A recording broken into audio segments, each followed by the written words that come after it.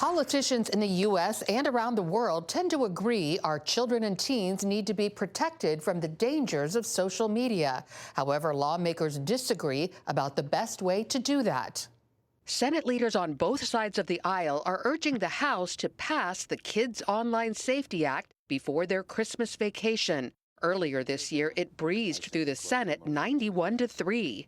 These bills will provide the appropriate guardrails necessary to protect kids against online threats. The measure calls for tech companies to program default settings to their highest security level, filter out posts that could lead to online harassment, and dismantle dangerous algorithms. We've heard stories about kids who were going through a depressed episode, and all of a sudden they were getting fed content that was encouraging them to take their own lives. Social media use among children and teens is linked to eating disorders, low self-esteem, sleep disturbances, and more. I think most children will start walking away from their faith when they get their smartphones and they get social media, because it's teaching them such a different worldview of different than the Bible. Under the proposed measure, kids would still be allowed to use social media. That's different from the just-passed Australian law, which imposes an outright ban for those under 16. It was backed by parents like Wayne Holdsworth,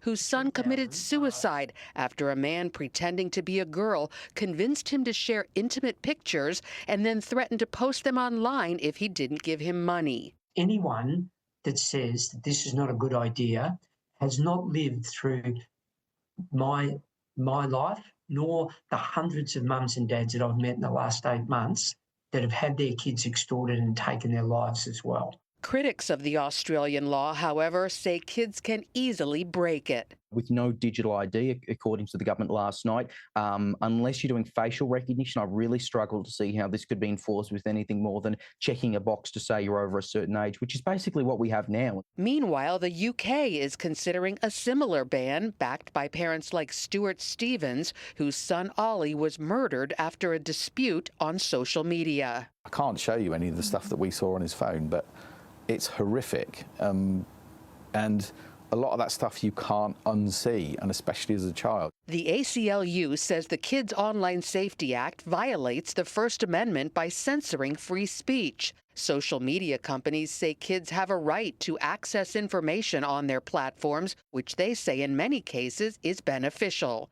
Lorie Johnson, CBN News.